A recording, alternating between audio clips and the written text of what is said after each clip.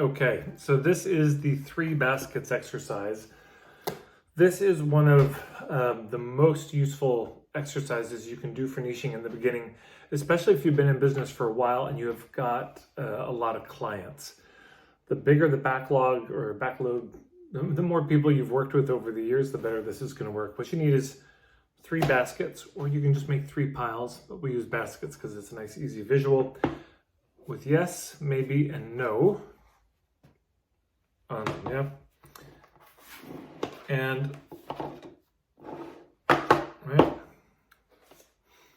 we've got yes, maybe, we got no. These are the 3. Then what you're going to do is you're going to need a stack of index cards and you need a nice marker. And on each index card, you're going to write the name of one of a client who you've worked with. And you might just want to write down the names of all the clients you've worked with for the past little while. So we start with John. Yeah, and then we got Sandy. Then we got Jane. Great. And what you would do is just viscerally, intuitively, you're going to put them in the pile where they fit. So you might say, Sandy, did not enjoy working with Sandy at all. Sandy's going to go in the no pile. John was okay. You know, it was all right. Put him in the maybe pile. Jane, loved working with Jane. She was my favorite. She goes in the yes pile. So that's number 1. Yeah, we just get them in the pile. So eventually, this whole stack of index cards, these are going to be put into the different piles.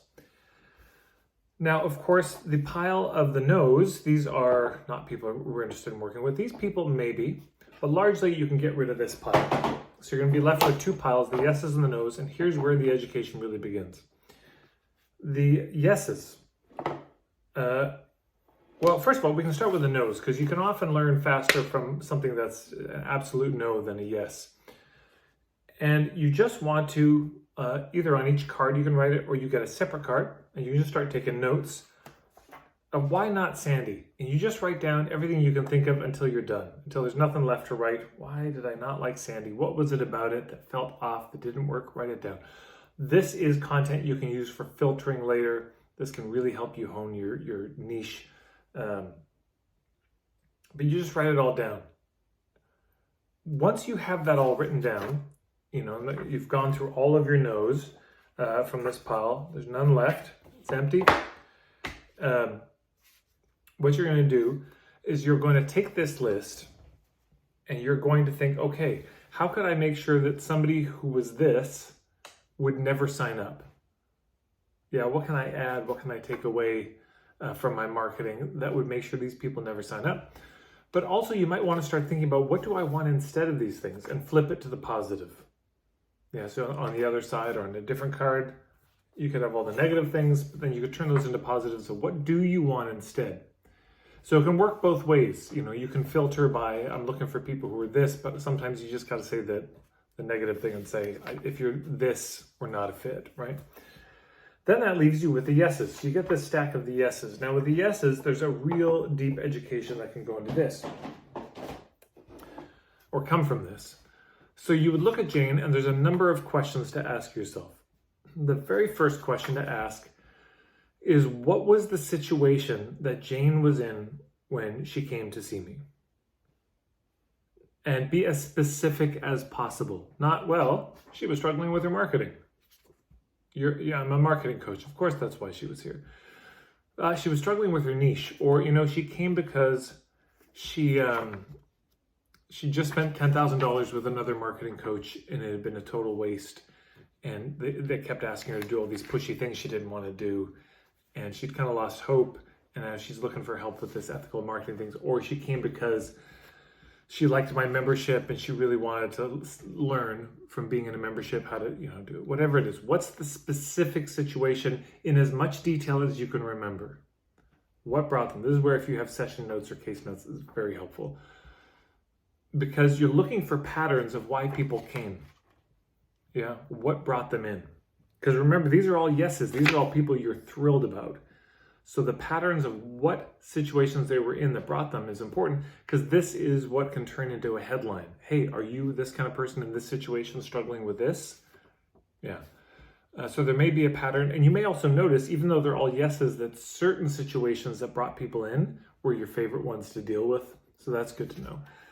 Second thing you can look at is are there any psychographics about Jane? What scenes or communities is Jane a part of? What's her worldview? What's the kind of philosophy? Is she vegan? Is she anarchist? Is she capitalist? Is she communist? Is she New Age? Is she into indigenous stuff?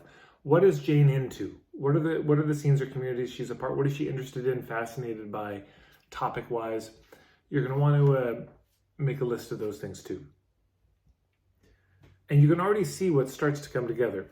You might notice also if there are any demographic patterns, right? So we have psychographic patterns, we got demographic patterns, we've got patterns of what is the situation that brought them. Fourth, you might just want to look at, is there anything else I can think of that made Jane so great to work with? Now, of course, this will lift up a lot of qualities of Jane. Like, Jane's nice, she's punctual, she, tips well, I don't know, all these things. But those are the least important things, really. The most important is, what's the situation that brought Jane? What was the trouble that Jane had? Just look at my notes here. This is so important. How did Jane hear about you? How did Jane come to you? Now, this isn't helpful for niching exactly, but it's very helpful for hubs. It's very helpful for figuring out where your people are at. Yeah, because you may find patterns there too. Oh, they all seem to find out about me through this one local Facebook group or through the posters I've put up. I think that's it. So then, as you can see, once you've done this, right, you've got a very clear sense of the no's and what you didn't like about them. So you've got some filtering, you've been able to flip some of that to the positive, and you've gotten all these yeses, and you've got so much information from real people, real situations. This is not a theory. This is all grounded in something very tangible, your own life experience, which is so critical. And then with the maybes, you can largely throw them out and ignore them. You might do another round. If this doesn't quite work for you, you might do round 2, where you go through the maybes and you just say, I'm going to decide whether they are a yes or a no. Nobody's staying in the maybe pile. And you might just divide them up and get some more. But probably from those 2 piles of the 3, you're going to get the most information. So I cannot urge you enough to do this. Now, if you're brand new to business, this isn't going to be as helpful because you just don't have as many clients. But if you've only had 10 clients, do it with that and see what the pattern is. Here's the last tip I'd suggest. Schedule to do this again in 1 year. Literally put it in your calendar. Grab the link for where this video is and put it there. And in 1 year from today, schedule 2 hours, 3 hours, however long you think it'll take to do the 3 basket exercise again. Try doing this every year, and you might just be blown away by the new clarity that comes having worked with more people. When you keep going back to your real clients, the real situations, you may find that this gets clearer and clearer and clearer, in addition to all the other niching exercises we're going to be doing together here. So there you go. I hope that's helpful for you. And I'd love to hear how it goes for you. Please leave comments below. This is a